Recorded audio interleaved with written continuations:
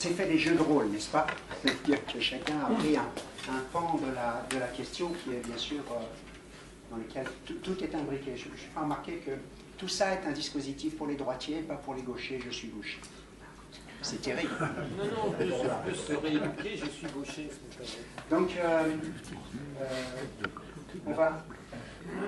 Pour appuyer mon propos, j'ai utilisé une présentation qui a été préparée par Pierre Mormed, qui est actuellement en Nouvelle-Zélande et qui m'a donné bien sûr la permission d'utiliser cette présentation. Je l'ai un peu adapté et je vais vous le présenter aujourd'hui. Je voudrais dire que ce mot conscience, on l'utilise quand même assez fréquemment. Vous voyez, ici, c'est favoriser la prise de conscience. Et donc, déjà, on est dans le sujet. Hein. Qu'est-ce qu'on voulait dire par là? Qu'est-ce qu'on entendait par prise de conscience? Qu'est-ce que ça signifie? Même chez les humains. Et ce n'est pas forcément évident. Un des éléments que peut-être on n'a pas entendu ce matin, c'est que oui, il peut y avoir conscience de quelque chose, mais il peut y avoir beaucoup de conduites qui sont strictement inconscientes, même chez les humains. La personne qui travaillait qui était impliquée dans notre groupe et qui travaillait sur les humains nous disait « Oh, une grande partie de ce que nous faisons est inconsciente. Hein, c'est le matin, on prend la voiture, on passe la vitesse, on passe les feux rouges ou pas, et après on nous demande qu'est-ce que vous avez retenu? Rien. Mais on est allé de A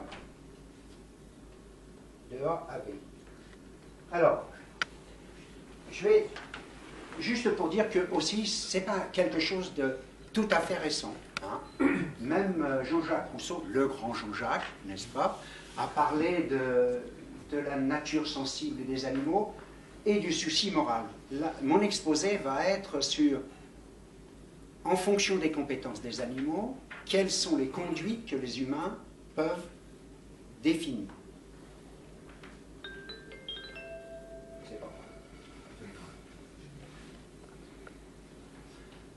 Il y a un chercheur qui a théorisé ça, un Anglais, hein, en disant est-ce que les animaux peuvent raisonner? C'est pas la question. Est-ce qu'ils peuvent parler? On n'en a rien à faire.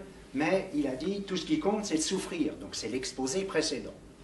On a essayé de montrer, ou Jacques a essayé de montrer qu'effectivement, on pouvait parler de souffrance. Et lui a ensuite développé un système de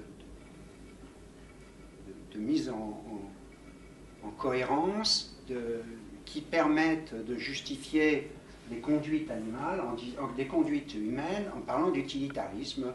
Est-ce qu'on peut... la souffrance est un mal, le bonheur est un bien, et puis on fait en sorte que le plus grand nombre possible d'êtres sensibles soit le mieux possible.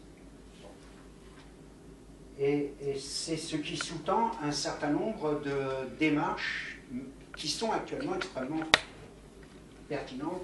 Si vous voulez des détails, Raphaël Larère, qui est dans son petit coin là, pourra en donner là-dessus. Un des points importants que je voulais mettre en avant, c'est quand on parle des animaux, c'est on parle de quoi? De quels animaux? Et dans quel contexte?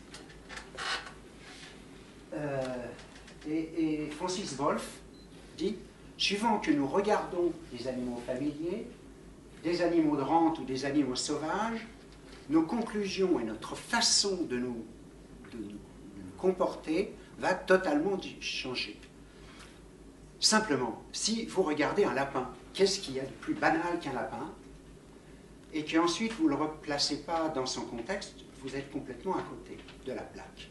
Un lapin, pour moi, c'est un animal de rente. Je vais le manger. C'est un animal de laboratoire. Bien. C'est un animal familier.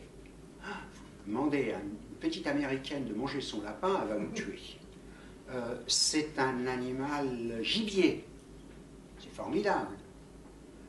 C'est aussi un nuisible. En Australie, on injecte de la myxomatose pour essayer de limiter les populations de lapins. Mais en fait, c'est 5 regards sur le même animal. Donc c'est quand même très important de savoir de quoi on parle. Donc, et Wolff dit, en fait, les animaux familiers sont sous la dépendance de l'homme. et on a un lien affectif fort avec eux. Donc on a une façon de raisonner qui est liée à l'affect. Les animaux de rente, ils sont aussi sous la dépendance de l'humain, mais les liens affectifs sont réduits, sauf les opérateurs. Enfin, mais en général, ceux qui mangent ne voient pas, quand ils ont un steak dans l'assiette, ils ne voient pas l'animal qui était vivant au départ. Et puis les animaux sauvages, ils sont sous la faible dépendance de l'humain, et en général, on n'a pas de lien affectif avec un individu. On est interpellé par la population, par le maintien de la biodiversité, mais pas par l'individu. Et ça change totalement notre façon de faire, et vous verrez que les conduites humaines changent de ça. Donc, pour les animaux familiers, animaux de rente et d'expérimentation, l'analyse est au niveau de l'individu. Pour les animaux sauvages, c'est au niveau de la biodiversité et de la population. Maintenant, si on regarde les animaux d'expérimentation, il y a toute une série de réglementations qui ont été mises en place avec, je ne vais pas vous reprendre, le fait qu'ils discutent de la conscience des animaux, de la souffrance, et ils ont déduit une méthode pour essayer de limiter la souffrance des animaux. Je ne reprends pas les 3 R, vous connaissez tous ça par cœur, hein, remplacement, réduction, raffinement. C'est ce qui est utilisé dans la démarche des expérimentateurs. Ce qui concerne les animaux de rente, après le choc de Ruth Harrison avec son livre Animal Machines, qui en fait ne caractérisait pas une crise, mais caractérisait un état. C'est elle qui a caractérisé quelque chose qui a été jugé comme étant intolérable par la société. Et les Anglais ont mis en place un comité gouvernemental, et de là, on déduit des actions à tenir. Avec, en particulier dans le rapport Bramble, la définition du bien-être, hein, qui est une première définition, ça embrase la condition physique et mentale de l'animal, et ça doit prendre en considération le ressenti des animaux. Et là, on se rapproche de notre préoccupation du moment, qui est de la conscience. Quel est le ressenti des animaux? Qu'est-ce que ça signifie? Derrière ces mots, qu'est-ce que l'on met? Bon, on ne va pas reprendre non plus sur la méthode du rapport Bramble, hein, qui donne une définition opérationnelle avec les 5 libertés, liberté physiologique, environnementale, sanitaire, comportementale et mentale. Ce n'est pas une définition, le rapport Bramble. C'est un mode opératoire. Et on s'est un peu trompé sur son rôle. En France aussi, hein, depuis très longtemps, je passe le 19e siècle, mais on a dans notre arsenal réglementaire toute une série de textes qui peuvent être soit dans le code rural, et puis dernièrement dans le code civil, où il est dit que les animaux sont des êtres vivants doués de sensibilité. Alors moi qui ne suis qu'un petit biologiste, et j'ai demandé à une juriste qu'est-ce que ça signifie, et elle a dit beaucoup, et encore. Eh bien, qu'est-ce qu'un être vivant? Ben, c'est une carotte. Non, c'est pas une carotte. Alors, doué de sensibilité. Ben, les plantes aussi sont sensibles. Et elle m'a donné cette conclusion finale qui faisait que je ne pouvais plus discuter. Elle m'a dit, c'est le juge qui tranchera. Voilà. Donc, et moi, petit biologiste dans mon coin, je me suis dit, oh là là, quel pouvoir chez le juge, et qu'est-ce que je peux bien apporter à ces gens, puisque n'importe comment, ils sont dans leur propre monde. Donc, être vivant, doué de sensibilité, on pourra en discuter après. Pour vous, qu'est-ce que ça signifie? Pour moi, pas forcément beaucoup. Alors, au niveau européen aussi, cette préoccupation a été mise en place, hein, un peu aussi à l'instigation des Anglais qui poussaient très fort dans ce domaine, même si désormais ils pensent que c'est très mauvais.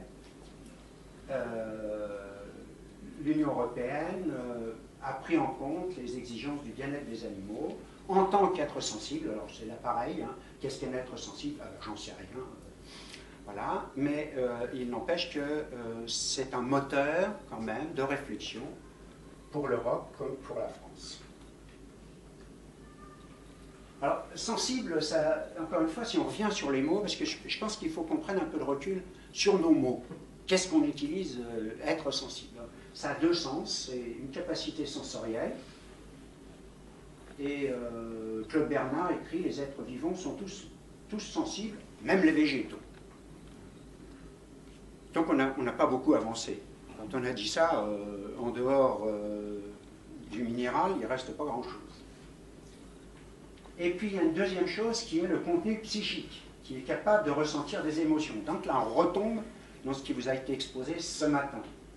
Sensibilité, capacité à ressentir des états mentaux comme la douleur et le plaisir, la souffrance et la satisfaction. Parce que ce matin, on a surtout parlé du côté négatif, c'est-à-dire douleur et souffrance, et c'est vrai qu'on a peu tendance à parler du côté positif, hein, qui est satisfaction et plaisir.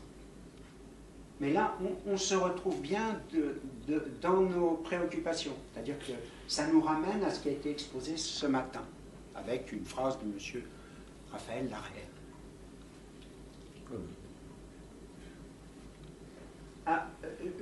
Dans cette perspective, il y a 10 ans maintenant, on a réuni un groupe d'experts, que j'ai piloté aussi, sur la douleur animale en disant mais qu'est-ce qu'on peut faire, quelles actions la société peut conduire pour faire ça. Et puis finalement on arrive à la même chose que pour les animaux d'expérimentation, hein, en se disant peut-on se donner une grille de lecture opérationnelle pour essayer d'améliorer la situation. Donc on arrive aux 3 S, c'est très malin. Est-ce qu'on peut supprimer la source de douleur, substituer les pratiques, soulager la douleur inévitable, sachant que chez les animaux d'élevage, il y a un certain nombre de pratiques qui posent des questions. Alors, qu'est-ce que ça veut dire, des pratiques qui posent des questions? Ben, c'est enlever la queue, les testicules, enfin bon, un certain nombre de traumatismes que l'on impose aux animaux et sur lesquels on a intérêt à revenir. Les dents, les oreilles, voilà. Et donc on a interrogé cette affaire-là, et je pense que à l'époque où on l'a fait, c'était assez bien vu. Puis ensuite on passe à la question conscience et bien-être, pour retomber un peu dans l'affaire. La reconnaissance de la conscience chez les animaux modifie notre conception de leur bien-être. C'est-à-dire qu'on n'est plus simplement avec des machines, hein, qui réagissent à ce qu'on fait. On est avec des êtres qui sont réflexifs, qui se regardent dans la situation. Et cette réflexivité introduit une façon différente de nous comporter vis-à-vis d'eux. Il ne faut pas seulement bien les traiter, mais il faut prendre en compte la façon dont ils ressentent la situation. La conscience permet à l'animal de se replacer dans son monde, tel qu'il le perçoit, de générer ses expériences émotionnelles, ses désirs, ses intentions, ses préférences et ses attentes. Maintenant, on n'a pas parlé de la gestion du temps par les animaux, mais pendant très longtemps, on a dit l'animal est coincé dans le présent. Il ne vit que dans le présent. Et puis petit à petit, on s'est aperçu que ce n'était pas vrai, qu'il était capable d'avoir une idée de son passé, mais de façon extrêmement fine dans les événements qu'il a vécus, à travers la mémoire épisodique, et qu'il était capable de se projeter dans l'avenir et de planifier son futur. Donc il n'est pas coincé dans le temps. Et cette dimension aussi est importante.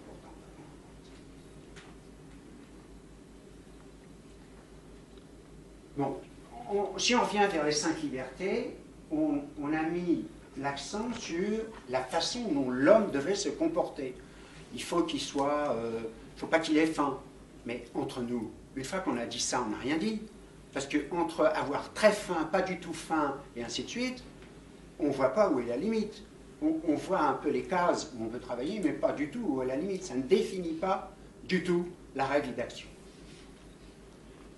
Et si ce sont les animaux qui satisfont les besoins des animaux, en définition, à partir, en s'appuyant sur ce qu'eux ressentent, c'est un problème. Alors ça a été utilisé en particulier dans le cadre de ce qu'on appelle la bientraitance.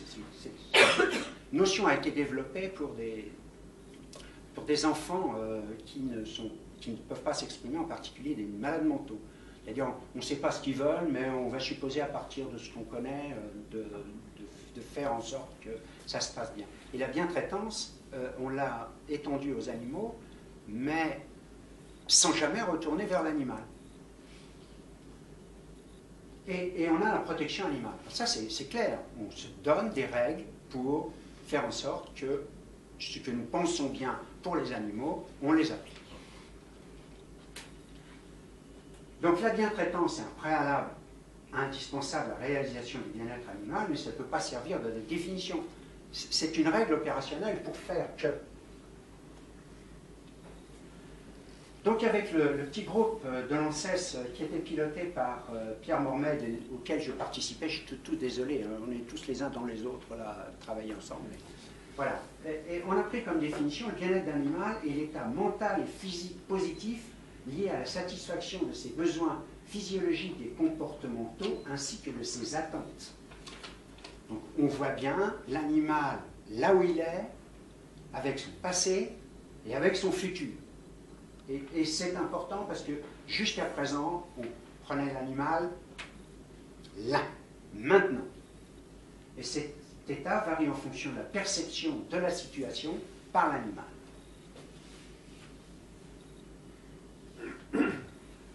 Donc la conscience, ce matin, ce qu'on vous a dit, c'est une propriété psychique fondamentale des animaux qui est au cœur des capacités d'adaptation. C'est-à-dire avec cette conscience qu'il a de lui, je suis là, je vois les autres et j'essaye de voir ce que je souhaiterais faire, on imagine des adaptations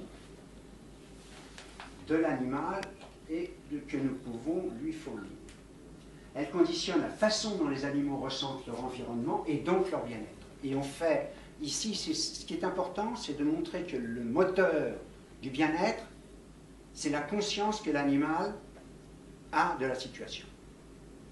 Alors ça vous paraît peut-être anodin, mais jusqu'à présent, on n'avait pas introduit la notion de conscience dans la définition du bien-être. Donc c'est ce qui a été dit ce matin, ça peut être enrichi par l'exploration des contenus de conscience. Et le point de vue de l'animal doit donc être pris en compte dans l'évolution du système d'élevage, d'expérimentation, et dans toutes les situations de dépendance des animaux. Vous remarquez, je ne parle plus des animaux sauvages parce que je ne sais plus quoi en dire, étant donné qu'ils ne sont plus sous la dépendance de l'homme. On peut plus... Non.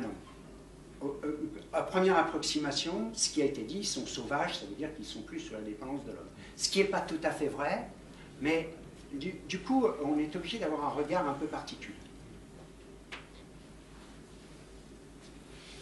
Et puis, on s'est posé la question, est-ce que finalement, ces résultats que vous a présentés brièvement, rapidement, sans peut-être à la hache, est-ce que ça change notre façon de faire? Il y a des chercheurs qui ont dit, par exemple, que le statut moral dépend, par exemple, du contenu de la conscience et de certaines compétences. Alors, ici, j'en ai mis deux, qui est la première, capacité à planifier le futur. Bon, je l'ai développé déjà précédemment, je ne vais pas revenir dessus. Mais la deuxième, c'est la capacité d'empathie, c'est-à-dire de ressentir ce que ressent l'autre. Et on aurait pu développer cet aspect-là, parce qu'il y a des éléments de la littérature qui parlent de cela. C'est le fait qu'on est capable de comprendre ce que comprend l'autre. Vous avez tous entendu parler de la théorie de l'esprit, qui est ça. C'est-à-dire que l'individu est capable de comprendre ce que comprend un autre individu et d'en déduire des façons de se comporter. Avec toutes les variantes que l'on peut imaginer, y compris les tromperies et les tricheries. Je comprends ce que tu veux faire, mais je vais t'induire en erreur. Voilà, c'est très clair. Vous avez tous en tête des exemples de tromperie, c'est formidable. Mais la tromperie signifie qu'on sait ce que c'est l'autre et on va l'utiliser. Ce qui n'est pas totalement anodin. Et à partir de ces deux éléments, capacité à planifier le futur, capacité d'empathie, donc on peut dire, est-ce qu'il y a une plus grande capacité de conscience, et donc de plaisir ou de souffrance, et est-ce que cela va nous induire à modifier nos comportements vis-à-vis des animaux? C'est ce raisonnement-là qui a été utilisé pour réclamer qu'on donne un statut particulier aux grands singes, parce qu'ils avaient des compétences en termes de conscience et en termes cognitifs qui étaient supérieures à ce que l'on savait chez les autres animaux et qu'ils méritaient un traitement particulier. Vous voyez, et il a été dit en particulier par un philosophe neurobiologiste qui s'appelle Chapoutier et qui a dit, comme les animaux ont ces animaux ont des compétences particulières, il faut leur donner un environnement particulier. Alors, moi, je suis un bon élève, Bernard, donc tu m'avais demandé de résumer deux idées. Donc, mes petits camarades ne l'ont pas fait, mais moi, j'ai fait le bon élève. Oui, mais la tromperie qui arrive. Oui. Non, mais c'est la mule du pape, ça. Donc il m'avait demandé de résumer en deux messages. Voilà. Donc, j'ai deux messages. Le premier, c'est avant d'agir, il faut écouter les animaux dans leur diversité. Et ce qui est important, c'est qu'il ne faut pas dire on va agir, mais il faut agir en ayant écouté les animaux. Et ce matin, Patrick vous a dit combien les animaux pouvaient ressentir de façon différente, pouvaient analyser les situations de façon différente et ainsi de suite, et de faire des généralités comme ça ne me paraissait pas totalement opportun. Et puis la deuxième chose, c'est bien distinguer les étapes d'évaluation et d'action. Parce qu'on a très souvent confondu l'évaluation. Vous voyez, le rapport Bumble est un raccourci entre évaluation et action. Il n'y a pas de distinction. Et très souvent, dans les rapports d'expertise, on va directement à qu'est-ce que nous voulons faire et non pas sans passer par la case préliminaire et de quoi parlons-nous. Et donc, je pense que c'est... Voilà mes deux messages.